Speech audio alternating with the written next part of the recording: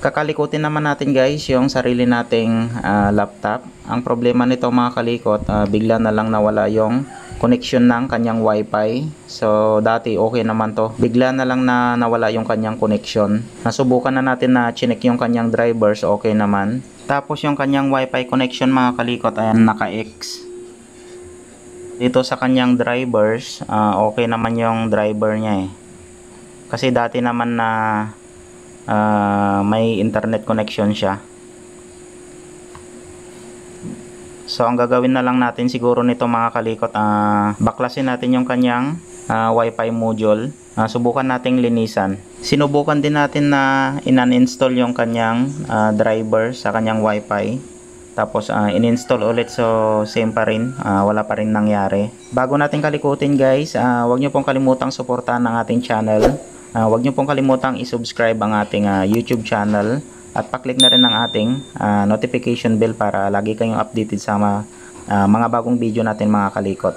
At saka huwag nyo rin pong kalimutang i-follow ang ating Facebook page. So tara guys, kalikutin na natin. Tara!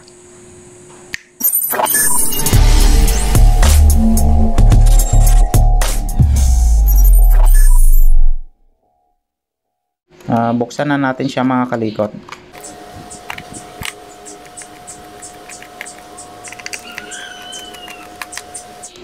Tapos linisin na rin natin siya.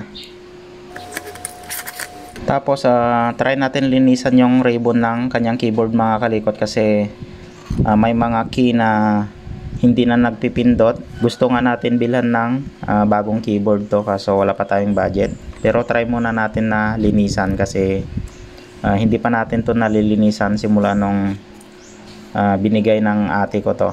So try muna natin linisan yung kanyang ribbon mga kalikot.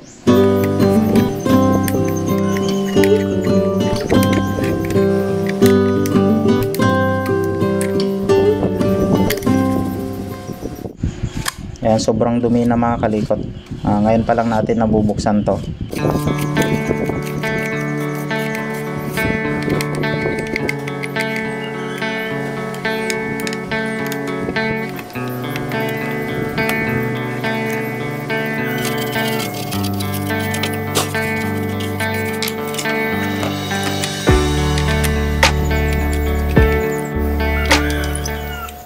I-share ko rin sa inyo kung paano disassemble or i-assemble itong Lenovo laptop.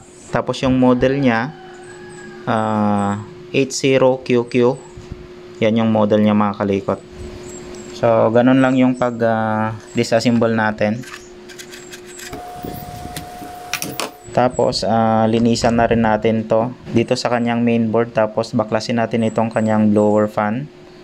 Palitan na rin natin yung kanyang thermal paste. Tapos linisan natin itong kanyang wifi module. So ito yung target natin. Tapos linisan na rin natin yung kanyang memory or yung kanyang RAM.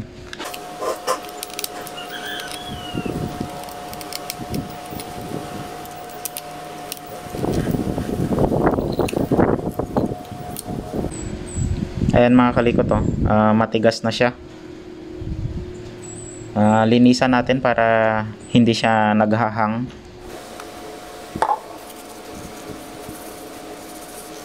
Lighter fluid lang yung pinangpanglinis natin ng ganito.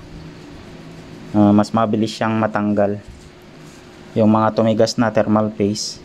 Yan. Tapos lagyan natin ng bagong thermal paste.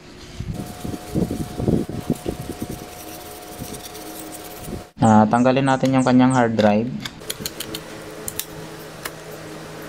Next natin itong kanyang wifi module. Ito yung lilinisan natin. Kung hindi siya uobra, palitan natin to. Alam ko mayroon tayong ganito Tapos tanggalin rin natin itong kanyang mainboard. Check natin dun sa kabila kung pwede pa nating malinisan. Lagi nyo lang tandaan mga kalikot, yung mga screw kailangan same size pa rin yung pagkabalik natin. Baka mapagbaliktad natin yung mas mahaba, baka tatagos sa kabila. Ayan, linisan rin natin to. Tapos yung mga ribbon niya.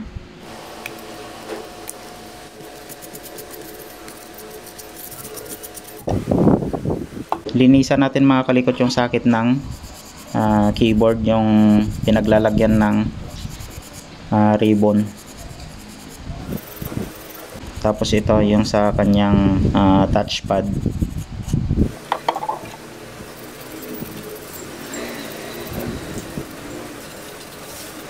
Linisan rin natin yung ribbon ng touchpad. Medyo nagpapalya na rin to eh.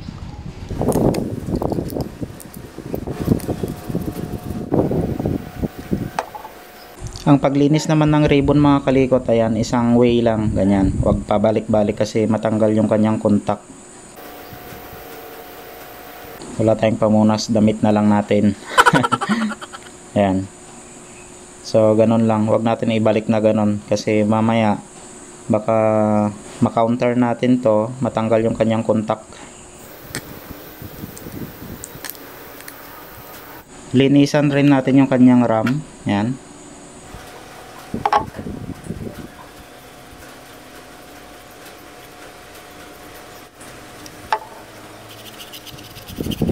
Ang maganda sa lighter fluid mga kalikot, hipan lang natin, matutuyo na kaagad. Yan, balik na natin to. Assemble na natin siya. Yan, kapag sa board may nakita kayong triangle na ganyan, ibig sabihin yan, dyan yung mga screw nya. Yan, kapag may nakita kayong ganyan, no, triangle, yan yung screw ng board, kahit may butas pa siya dito. Yung mga triangle lang yung lalagyan natin ng screw.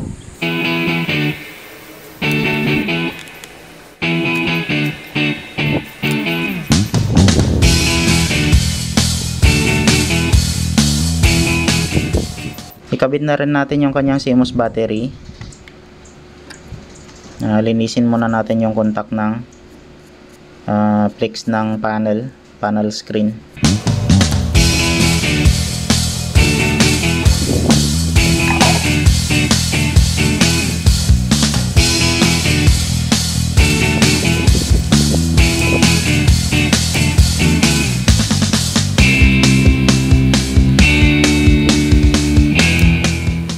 Ang importanteng linisan yung mga kalikot itong kanyang blower. So kapag ito ay madumi, minsan na umiinit yung ating laptop. Tapos naghahang siya kasi hindi makalabas yung hangin dito. Lalo na kapag barado dito ng mga alikabok, katulad niya, no. So hindi makalabas yung hangin dito sa kanyang blower. Iinit yung ating laptop. Tapos palitan rin natin ng thermal paste. Ayan, oh. Palitan natin ng bago.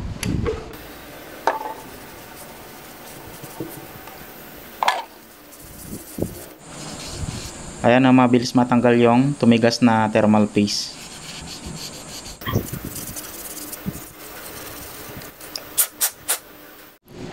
Lagyan na natin ng thermal paste. Konti lang yung ilagay natin mga kalikot kapag ganito. Kasi kakalat rin yan kapag marami.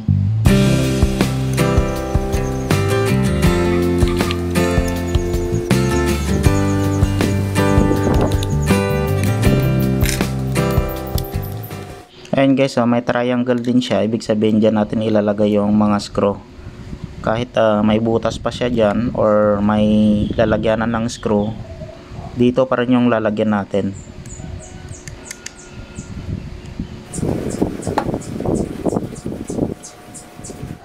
Try na natin mga kalikot. Kahit wag muna natin ilagay yung kanyang battery.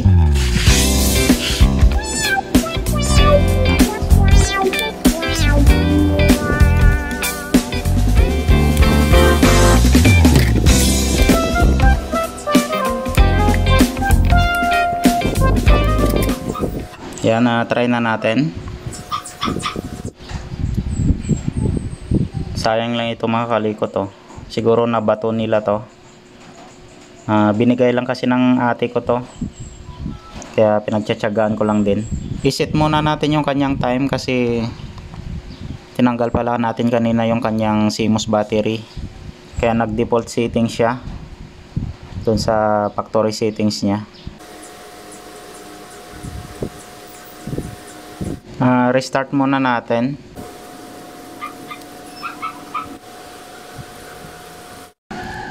Nirestart ulit natin mga kalikot kasi hindi nagpakita yung mga icon dito sa taskbar. Ayan mga kalikot, oh. Yung kanyang wifi signal, ayan, oh. Hindi na siya naka-X, tapos nagpakita na rin yung icon ng kanyang Bluetooth. Mukhang okay na. So try nga natin i-connect. Hindi kasi tayo nakakapag-connect mga kalikot sa kanyang wifi. Ayan, oh. May nasasagap na siyang signal. So okay na siya mga kalikot, oh. Ayan. So lagay na lang natin yung kanyang password. Tapos mamaya nilinisan kasi natin tong kanyang keyboard, tapos yung sa kanyang ribbon. Check na rin natin kung okay na tong kanyang keyboard mga kalikot, kasi may mga key na hindi na napipindot, tapos may key na rin na kusang nagpipindot. Habang nagpipress tayo ng mga key dito mga kalikot, may mga ibang key na hindi talaga nagpipress, katulad nitong S. Ayan, oh. May problema nga talaga sa kanyang keyboard. Yung mga ibang key lang yung mayroon. So may problema nga sa kanyang keyboard. Bali papalitan na lang natin. At least okay na yung kanyang signal sa wifi. Hindi na siya naka-X. Bali nadidetect niya na. I-connect natin sa internet natin.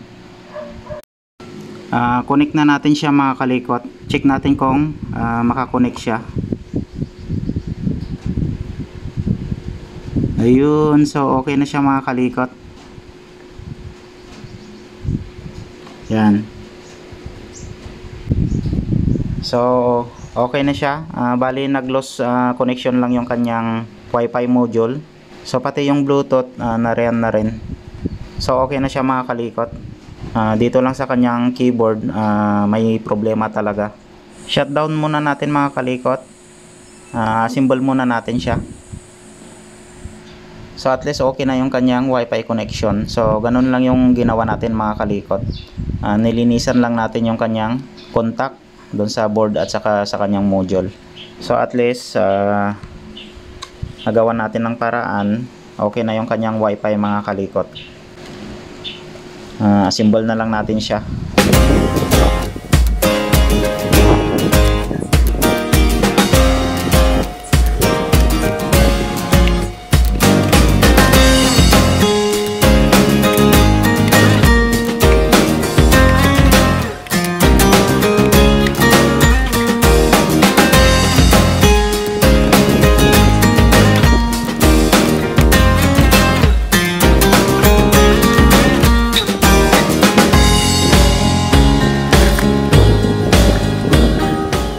Na-assemble na natin siya.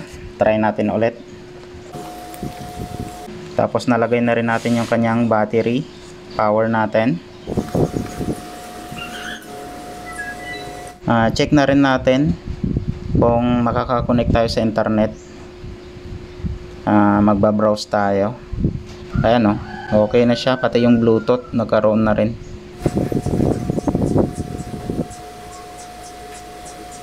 Ayun, so okay na siya mga kalikot.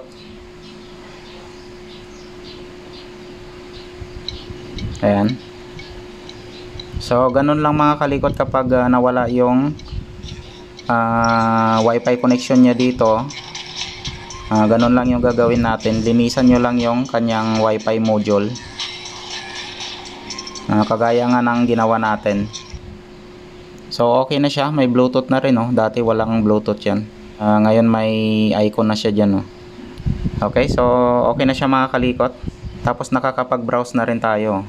So ganun lang yung gagawin natin mga kalikot. Sana makatulong ulit tong video na to sa inyo mga kalikot. Hanggang dito na lang yung video natin. Maraming salamat guys sa panonood ng mga video natin. At saka wag nyo rin pong kalimutang i-subscribe ang ating YouTube channel. At pa-click na rin ng ating notification bell para lagi kayong updated sa mga bagong video natin mga kalikot. At saka wag nyo rin pong kalimutang i-follow ang ating Facebook page. So maraming salamat. Ingat kayong lahat, and God bless sa ating lahat mga kalikot. Bye bye.